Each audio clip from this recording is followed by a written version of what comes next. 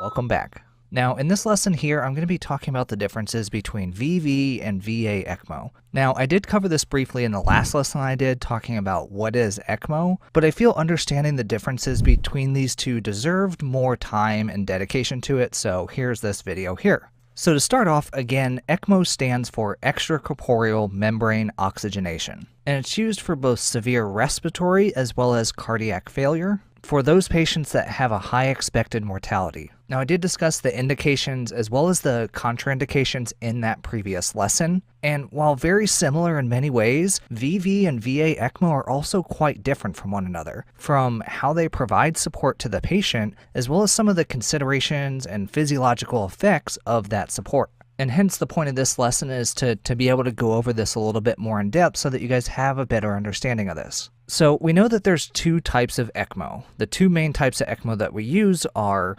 veno-venous or our VV ECMO, and this is our respiratory support. And then we have veno-arterial or VA ECMO, and this is our cardiac support. Now, both of these types of ECMO use almost all the same equipment, with the major exception being the type of cannula that we use. But the main thing that makes them so different from one another is where the blood is going to be returned. And both VV and VA ECMO are considered dual cannula configurations, which I'm going to explain more here in just a minute.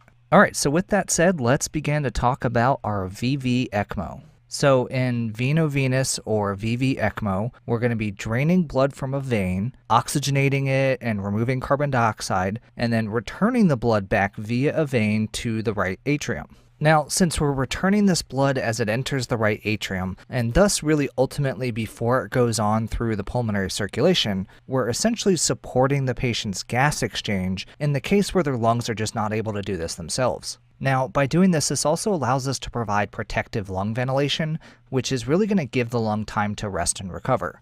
And so we're going to be providing the oxygenated blood for the heart to pump past the failed lungs and onto the rest of the body. And so as a result, the patient has to have preserved cardiac function in order for this to work. So one of the things that's going to be really important for us to do is to monitor these patients on VV ECMO for right heart failure, especially in the cases of ARDS, and this is something that we call cor pulmonale. Now, if this happens, this may require us having to transition this patient from VV to VA ECMO, which I'm going to talk about here in a minute. So now for VV ECMO, let's talk about our different cannula configurations that we see. So there's really two main ways in which we can cannulate patients for VV ECMO. The first is going to be using two separate cannulas. These cannulas are going to be our drainage and our return. So now typically the drainage cannula is going to be placed in our patient's femoral vein. It's a very long cannula and we're going to position it with the tip of the cannula at the border of the inferior vena cava and the right atrium.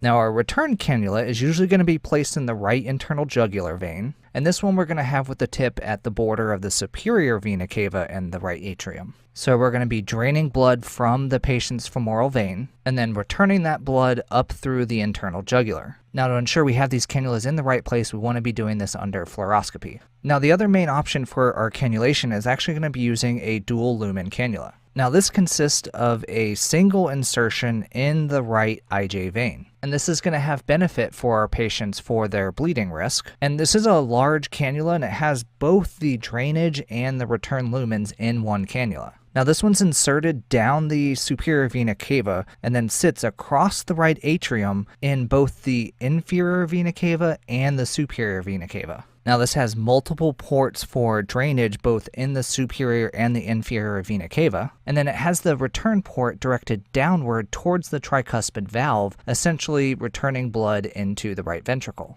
And so because of the design of this cannula, we're going to have both the drainage line as well as the return line going to the same spot. So because this cannula is very dependent on its position, we're really going to need to use fluoroscopy to help place it, as well as getting an echo to ensure that we have the proper direction of flow from that return line. So now let's talk about a problem that we find that's exclusive to VV ECMO, and it's something that we call recirculation. So to give you an idea of what this is when we have oxygenated blood from the return cannula that's going to be pulled into the ECMO circuit by the drainage cannula. And effectively what this does is it decreases the level of support that's going to be provided by the ECMO, and it really can be extensive in some cases. If you think about it, we now have oxygenated blood that really doesn't need the help of the ECMO circuit that's taking up the space of deoxygenated blood that could be running through there. Hence, we're going to be able to oxygenate less new blood and really provide less support for these patients. Now, there's a few different reasons on why this would be happening.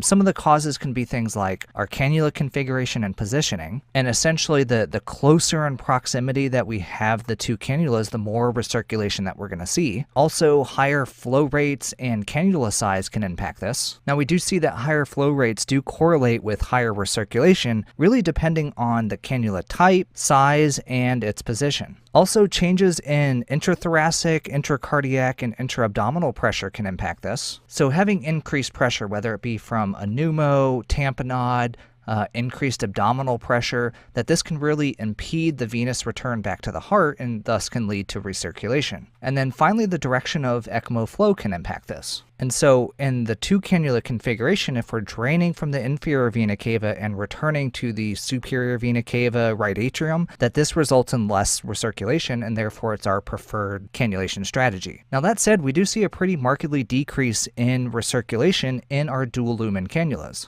But it can still occur with these cannulas, and usually it's related to malposition. Now, we can identify recirculation in many different ways, but really trending our pre-oxygenator saturation as well as our patient's arterial oxygen saturation is going to be our biggest indicator. If we see an increasing pre and a decreasing arterial saturation, then this could indicate recirculation. All right, so let's go ahead and move in and talk about the pathophysiology of VV-ECMO. And the first thing that I want to talk about here is going to be our oxygenation. And so here, our patient's oxygenation is really going to consist of a mix of blood both from the ECMO circuit and their own native blood flow. So both the ECMO and our patient's lung function are going to contribute to this oxygenation, and the overall mix really varies from patient to patient. Now, by the time this blood enters the aorta, it's essentially mixed together, so we can actually assess the oxygenation that's going on in our patients, either through radial or femoral on really either side of the body. Now, it's important to know, though, that VV-ECMO is not going to achieve normal oxygenation in our patients, but we can achieve adequate oxygenation, even if they have no native lung function.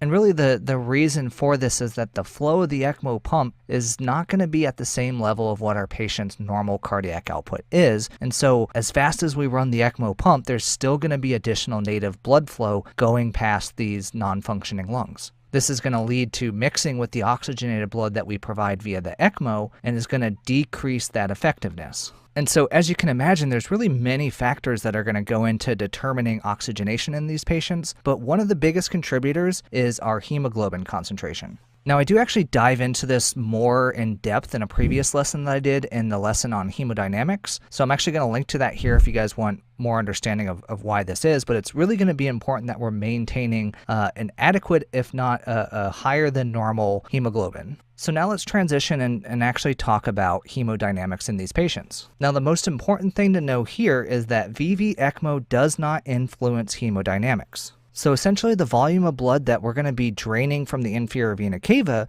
is then going to be replaced in equal volume to the superior vena cava in the right atrium. And so as a result, our right atrial pressure, our left ventricular end diastolic pressure, our patient's blood pressure, as well as their afterload are all going to remain unaffected. Now that said, once we actually have these patients running and we have them in this protective lung ventilation, that this is likely going to be reducing intrathoracic pressure from where they were before, which as we talked about is going to increase that venous return to the heart and could improve our patient's cardiac output. Now along with that, if the patients were in a profound respiratory acidosis, once we begin clearing that CO2 with our sweep gas and we correct that acidosis, we could actually see more effective working of our vasopressors and could lead to a decrease in the amount of pressors that we're using. But the actual ECMO flow itself is not going to be contributing to our patient's hemodynamics. Now that said, on the subject of hemodynamics, the drainage of this system is going to be dependent on our patient's preload.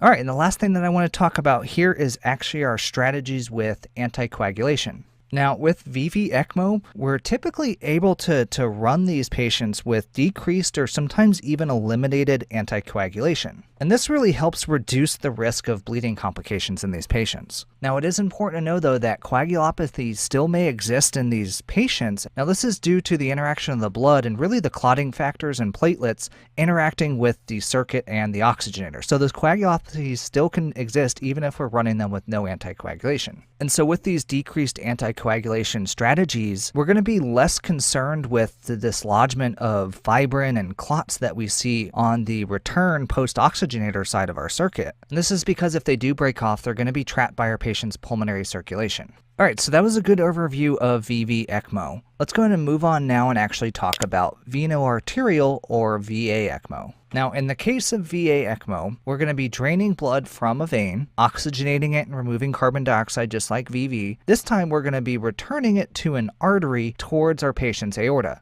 And so here, what we're effectively creating is a right-to-left shunt, and it's going to be providing two main benefits. First, it's going to give a stable flow of oxygenated blood to perfuse our patient's organ and body. And it's also going to be unloading the failing heart by reducing preload. So essentially, we're providing perfusion of oxygen for the body when the heart's really not able to do it itself, while also unloading and resting that heart so it can recover. So once again, let's talk about the cannula configurations. Now, again, there are two main ways in which we would cannulate patients for VA-ECMO. The first is, again, with two separate cannulas. Now, first, our drainage or venous cannula is usually going to be placed in the femoral vein, although we can also place it in the right AJ. And here we're going to have the tip of the cannula in the right atrium. And this is where we'll be draining the deoxygenated blood. And then our return or our arterial cannula is going to be placed in the opposite femoral artery with the tip of the cannula in the common iliac artery. And so our oxygenated blood is going to be returning back through an artery. And so this configuration here is going to provide flow down the opposite limb, but also provide retrograde flow up the aorta. Now, because of the size of the large cannula in the leg, the perfusion distal to that return arterial cannula is actually going to be reduced. And so we're actually going to have a risk of limb ischemia. And so because of this, we're actually going to insert a reperfusion cannula distally to that return arterial cannula. And this is what's going to provide perfusion to that leg. Now, it is a smaller size cannula, so it is at increased risk for being dislodged and rapid exsanguination and or injury of that limb and tissue for that patient. So it's really important that we, especially this reperfusion line, make sure that we keep an eye on it and prevent it from becoming dislodged. Now, the other type of cannulation is something that's less common, but it's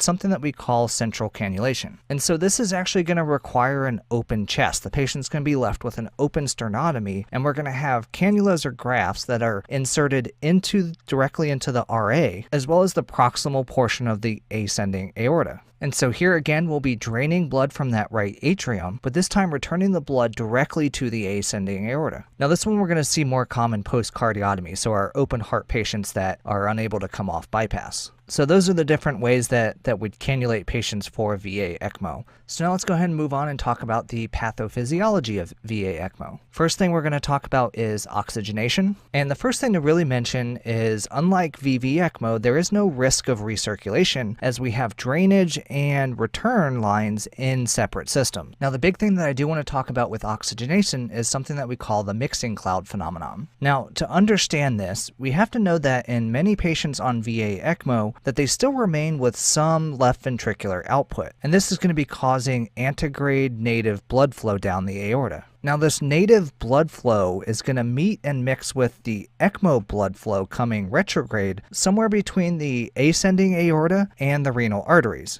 Now we have the coronaries and potentially the first few branches off the aorta that are going to be perfused with native blood flow potentially. So unlike VV-ECMO, we're actually going to have to use normal ventilation really to ensure that we have adequate oxygenation of this native blood flow. Now this native blood flow is still going to be dependent on a functioning respiratory system. So if this is failing, this really could result in hypoxemia of the heart and the brain despite having good perfusion pressure. And so knowing this, it's really going to be imperative that we're monitoring for changes that really might indicate that this mixing cloud could be risking perfusion for our patients. Now, one of the primary ways that we do this is we actually have, if you look at the first branch coming off the aortic arch, this vessel actually goes up and splits. Part of it becomes our carotid and perfuses part of our brain, and the other part becomes the subclavian and goes on to perfuse the right arm of this patient. And this is that very first branch off the aortic arch. So it's really going to be important that we have a right radial A-line as well as a pulse ox on the right hand in order to monitor the oxygenation. And we want to use this to trend the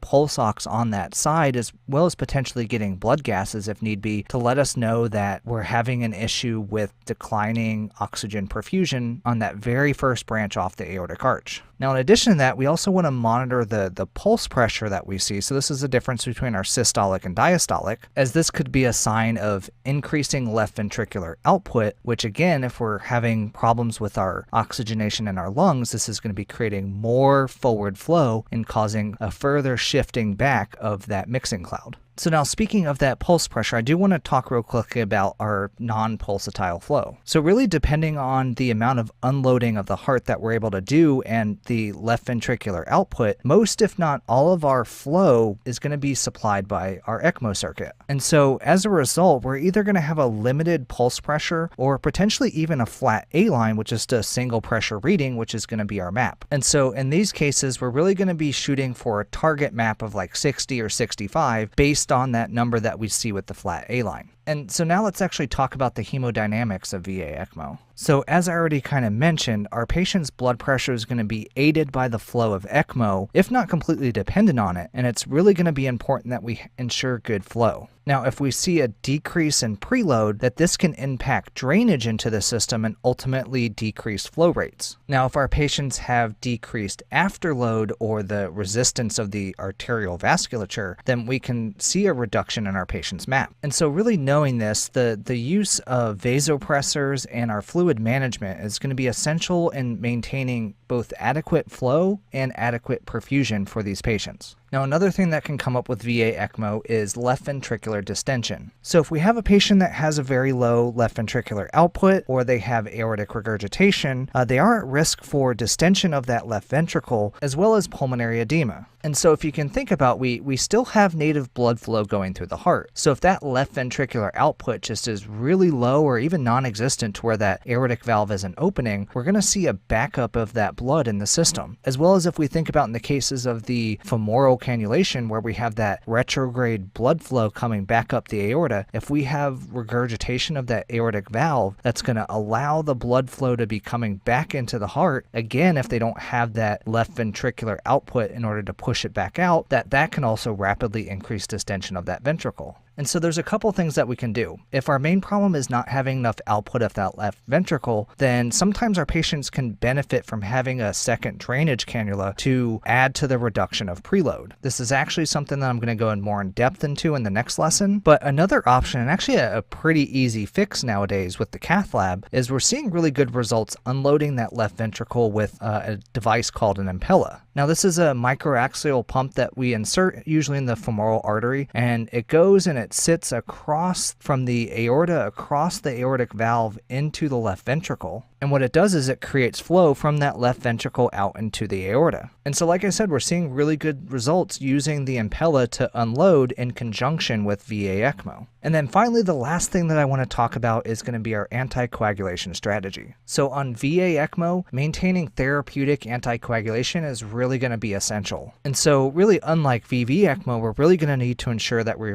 remain therapeutic for these patients. As a result, though, bleeding complications are going to be increased for them. And this goes for everything from GI bleeds, hemorrhagic strokes, as well as even just bleeding from the cannula sites. Since we're providing flow into an artery and retrograde up the aorta, there's a very real risk of stroke if a clot were to make it to the patient. And so if you remember back when we talked about VV ECMO, we talked about seeing fibrin or a clot in the circuit. So if we were to see this pre-oxygenator, it's not a big deal because that's going to get trapped in that oxygenator. But what's going to be really important though is that thorough inspection post-oxygenator to identify any of those fibrin strands or clots that might be forming in the circuit and really ensuring that they haven't broken off. Because again, if they were to break off, then we really run that risk of our patient having a stroke from that embolotic event. So that kind of covers the overview of VA ECMO as well as kind of comparing it to VV ECMO. As you can see, even though they're quite similar in a lot of ways, they are very different from one another, and it's really important that you do understand these differences so that you can properly provide care for your patients. So I